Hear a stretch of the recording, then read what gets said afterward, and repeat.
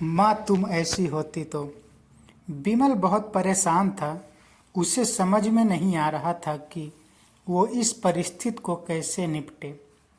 वो अपनी माँ को बहुत चाहता था, किंतु उसकी पत्नी और बच्चे उसकी माँ से बहुत दूर भागते थे, क्योंकि उसकी माँ की एक आंख नहीं थी, साथ ही उसकी कमर भी 90 अंश पर झुकी थी। वैसे हर अपना काम सब खुद कर लेती है, किंतु फिर भी वो उसकी पत्नी और बच्चों के लिए हमेशा खटकती है। दादी, आप ऊपर के कमरे में जाओ, मेरे दोस्त आ रहे हैं, बिमल के बेटे अखिल ने बड़े बेरुखी से कहा।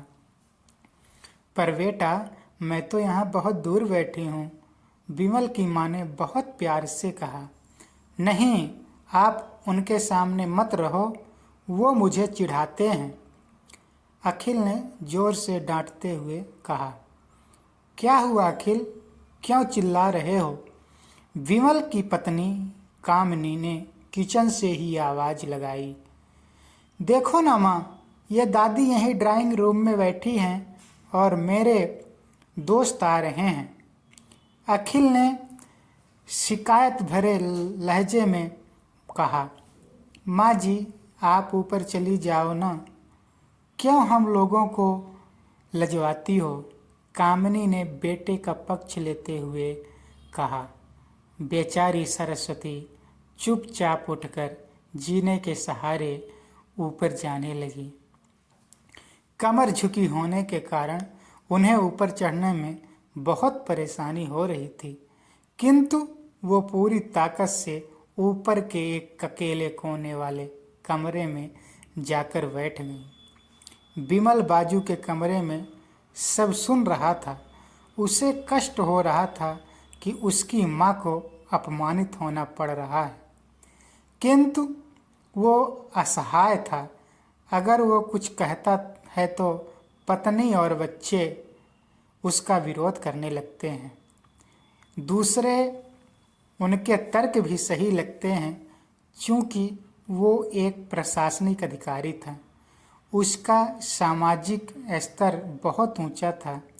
उसकी ससुराल भी एक उच्च घराने में थी, अतः वह चुपचाप इस तरह हर दिन अपनी माँ को अपमानित होते देखता रहता था।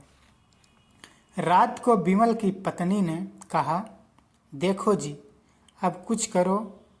कल कलेक्टर साहब की पत्नी आई थी। माँ जी अपनी देसी धुन धारा में उनसे मिले। मुझे बहुत शर्म आ रही थी बताते हुए कि ये मेरी सास हैं। मैंने कह दिया कि दूर की रिश्तेदार हैं, इलाज कराने आई हैं। बिमल को रोना आ गया, किंतु फिर भी वह चुप रहा। उसे समझ में नहीं आ रहा था कि वो क्या करे। अपने बेटे की मनस्थिति को सरस्वती अच्छी तरह से जानती थी और बेटे को कोई कष्ट न हो, इसीलिए वो हर बात को चुपचाप सह लेती थी। बिमल बहुत उदास रहने लगा। एक तरफ परिवार और सामाजिक स्तर पर जीने की प्रतिबद्धता थी, तो दूसरी ओर माँ। आखिर माँ से अपने बेटे की यह हालात नहीं देखी गई। एक दिन उसने अपने बेटे से कहा, बिमल, बहुत दिन हो गए हैं, मैं अपने गांव जाना चाहती हूँ, मुझे वहाँ पहुँचा दो। मेरा यहाँ मन नहीं लग रहा है। किंतु माँ, वहाँ तो कोई नहीं है, तुम्हारी देखभाल कौन करेगा? विमल ने आश्चर्य से पूछा। अरे, सब गांव वाले तो हैं, और वो तुम्हारे मामा जी तो उसी गांव में रहते हैं, और फिर हम सब सारी व्यवस्थाएं कर आएंगे ना। कामनी को तो जैसे मन की मुराद मिल गई हो।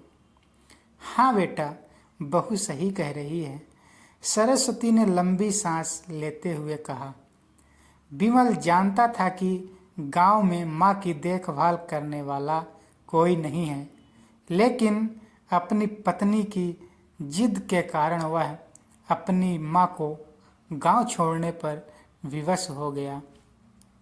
माँ को गांव छोड़कर आते वक्त उसे रोना आ रहा था तथा अपनी बेबसी पर गुस्सा भी आ रहा था, किंतु परिवार, पत्नी और समाज ने उसके इन मनोभावों को दबा दिया और वो सुकून सा महसूस करने लगा। कुछ दिनों के बाद उसके चाचा, जो अमेरिका में रहते थे, आने वाले थे। जब विमल बहुत छोटा था तो उसके पिता जीवित थे, तब वो भारत आए थे और उसके बाद वो अब भारत आने वाले थे।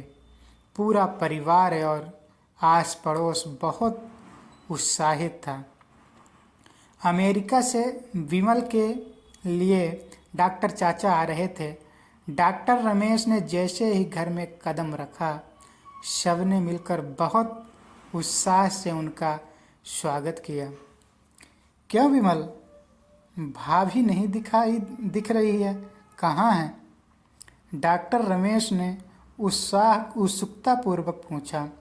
जी, वो गांव में रहती हैं, यहाँ उनका मन नहीं लगा, कामिनी ने सपाट लहजे में उत्तर दिया। डॉक्टर रमेश ने विमल की ओर देखा तो विमल ने अपनी आंखें झुका ली। डॉक्टर रमेश सब समझ गए। बोले, कल हम भाभी से मिलने गांव चलेंगे सब लोग। दूसरे दिन सभी लोग गांव के घर में पहुंचे। देखा कि सरस्वती को बहुत तेज बुखार है और वो पलंग पर असहाय पड़ी है। डॉक्टर रमेश दौड़कर सरस्वती के पास गए, उनके पैर छूकर रोने लगे। सरस्वती की ये हालात उनकी कल्पना से परे थे। वाह बेटा विमल, तूने तो नाम उजागर कर दिया। अपनी माँ की ये हालत देखकर तुझे तो शर्म भी नहीं आ रही होगी। डॉक्टर रमेश ने विमल को लगभग डांटते हुए कहा। नहीं देवर जी, विमल का कोई दोष नहीं है, मैं खुद गांव आई थी। सरस्वती ने अपने बेटे का बचाव किया। मुझे सब पता है, पता चल गया भाभी, आप चुप रहो। क्यों बहू, तुम्हें अपनी सास की कुरूपता पसंद नहीं है? समाज में तुम्हें नीचा देखना पड़ता है ना? डॉक्टर रमेश ने कामिनी की ओर व्यंग से देखा। कामिनी निरुत्तर होकर विमल को देखने लगी। आज तुम जिस सामाजिक स्तर पर हो वो इन्हीं के संघर्षों की देन है। और बेटा विमल, तुम्हें शायद मालूम न हो कि बचपन में जब तुम 1 साल के थे तब छत से नीचे गिरने के कारण तुम्हारी एक आंख फूट गई थी और तुम्हारी रीढ़ की हड्डी में भी समस्या थी। तब तुम्हारी इस कुरूप माँ ने अपनी एक आंख और अपना बोन में मेरे तुम्हें देकर इतना सुंदर स्वरूप दिया था। कामिनी बेटा, इतने सालों तक संघर्ष करके बेटे को प्रशासनिक अधिकारी बनाने वाली इस संघर्षशील औरत की तुम लोगों ने यह दशा कर दी। तुम्हें ईश्वर कभी माफ नहीं करेगा। डॉक्टर रमेश की आंखों में अश्रु की जलधारा बह रही थी। अब भाभी, आप मेरे साथ अमेरिका जाएंगी, यहाँ इन स्वार्थी लोगों के बीच नहीं रहेंगे। डॉक्टर रमेश ने सरस्वती से कहा। विमल को तो काटो तो खून नहीं था। डॉक्टर राजेश, जो उसके चाचा थे, उन्होंने जो राज बताया उसके बाद तो विमल को यही लग रहा था कि उसने ज़्यादा पापी इंसान इस दुनिया में कोई और है ही नहीं। वह दौड़ता गया और माँ सरस्वती के कदमों से लिपट गया। माँ, मेरा अपराध अक्षम्य है, मैं जानबूझकर चुप्पी साधे रहा, आपका अपमान करवाता रहा। अब सिर्फ आप ही उस घर में मेरे साथ रहेंगी और कोई नहीं। विमल ने अग्नेय दृष्टि से अपनी पत्नी और बच्चों को देखा। कामिनी को भी बहुत पश्चाताप हो रहा था, किंतु उसकी हिम्मत नहीं हो रही थी कि वो सरस्वती से आंख मिलाए। सरस्वती ने कामिनी की मन स्थिति को समझकर उसको पुचकारते हुए अपने पास बुलाया और विमल को डांटते हुए कहा, खबरदार, जो मेरी बहू को मुझसे अलग करने की कोशिश की तो तुझे ही घर से बाहर निकाल दूंगी। कामिनी और बच्चों ने सरस्वती के पैर पड़ते हुए अपने व्यवहार पर माफ़ी मांगी और माँ के हृदय ने सबको माफ़ कर दिया। ऐसे ही लेटेस्ट अपडेट पाने के लिए